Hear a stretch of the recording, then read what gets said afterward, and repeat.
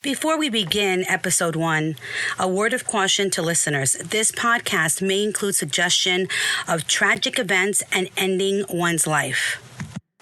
Thanks for tuning into It Is What It Is, Noise Included. I'm Liv, and I'm so excited to open up my first episode on this podcast. Yes, I'm so excited. I know, I cheer for myself, and I actually talk to myself in the third person sometime. How many of you do that? I do that. So, as I stated in my introduction, I'm reading this amazing book called It Didn't Start With You by Mark Walton. It's all about how inherited family trauma shapes who we are and how to end the cycle. This book has me thinking of all the times I could have just kept so many bochinches to myself. A bochinche is pretty much a juicy gossip, usually something negative in Spanish.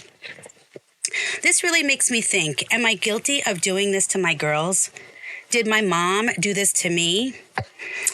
I'm feeling like I'm getting super vulnerable with you today, but I feel like I'm guilty. And how do I break this cycle? Is it too late, or are my girls bearing this burden? Here's me again. I always tell you about this, but I always go down these rabbit holes and I overthink everything, especially if it affects my kids. I feel that this is a pretty new topic for me. I mean, it makes sense, trauma passed down to each generation, one after another, because people can't keep their mouth shut or not show the sequelae of their abuse. I just always believed that everything that was spoken at home was to be kept in the home. Side note, that's super old school.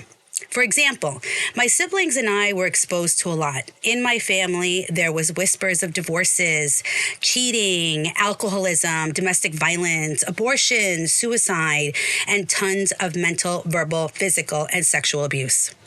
I mean, now that I'm saying it out loud, I really didn't have to know about all the abuse my mother endured by her father. And my daughters didn't have to know all the reasons why I'm angry at my mom for being so verbally abusive towards me, especially when it came to my weight. This is why I suffered so much with my weight in my adolescent stages, which took a toll on my self-esteem.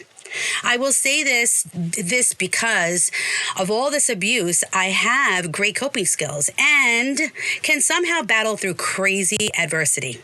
Let me dig a little deeper here for you, okay? This topic is a lot to unpack. And again, I'm going to say the word. I'm going to be very vulnerable and super straight with you. We have to keep things in perspective, okay? My grandparents' generation were farmers, poverty-stricken, with alcoholism and violence in a third world country like Colombia. Obviously, education was non-existing. Let me add, where the guerrilla warfare invaded pueblos, raped the woman in front of their entire family, and murdered to their liking. I still don't even know the truth of how my grandfather died. It was rumored that he was gunned down because he had stolen a bag full of emeralds. I mean, I don't really know, okay? And then on my dad's side, it was fairly normal, if we want to say fairly. There was just one little thing, that his sister shot herself in the head because of love. I mean, suicide is said to be genetic and scares the shit out of me.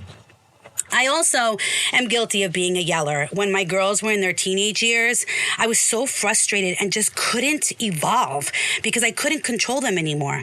I wish I didn't do that so much because I know I was triggered when they turned around. They were like, "Oh, you're turning into grandma." Then they would really trigger me and hear my wrath. It wasn't a good look. I looked absolutely psychotic, and it just kind of all snowballed. You know, as I think back to what could definitely have been another example of generational trauma is my weight radar. Yes, it's my weight radar that I created to inform my daughter and her friends where they stood in their weight. Yes, they were very vain. They all were kind of skinny. They were sometimes getting a little chunky. I mean, they started taking birth control and everything. There were so many things going on, but they thought it was funny back then and did consider where I would rate them. They knew I would always be straightforward and bold. The God honest truth, always with me, of course. Today, they mention, Liv's weight radar and even say it wasn't even that funny. But for the radar, I think I would have let myself go and and became a gordita. A gordita is a little chubby girl. So they actually say this. They said that they would have turned into a gordita if it wasn't for my weight radar. I mean, I want to believe that somehow I planted a little seed. I mean, these girls were always at my house. They always saw me going to Pilates, going to yoga, taking care of myself in CrossFit. Like, I always tried to look good, not for anyone, but for myself. I love to look good. I love to look in the mirror and try on my clothes and make sure that none of my little fats were hanging out. And, you know, you can't tell me, and this is something that we could talk about, and some of you will be mad and some of you will be fine.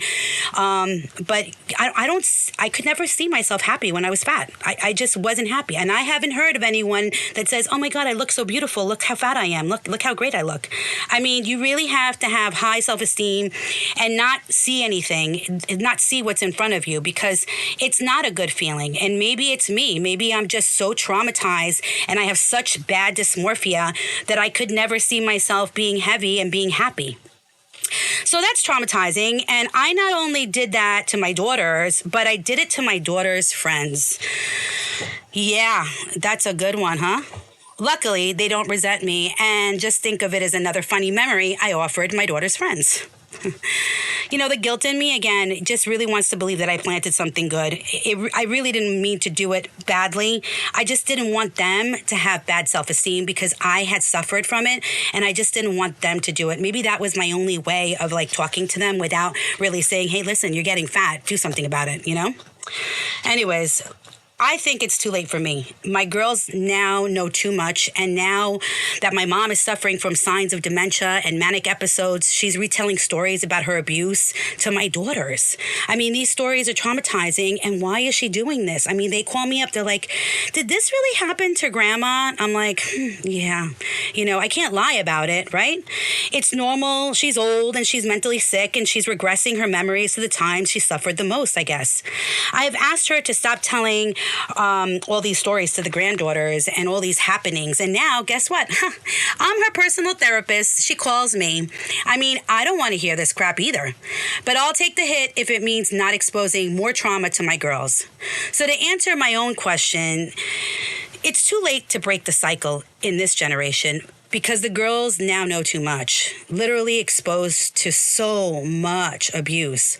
So the only thing I have left to do is pass the baton and have them break the cycle when they become parents. My last thought, don't suffer in silence. Help is available. If you or a loved one is experiencing mental health challenges, connect with a professional or a support hotline.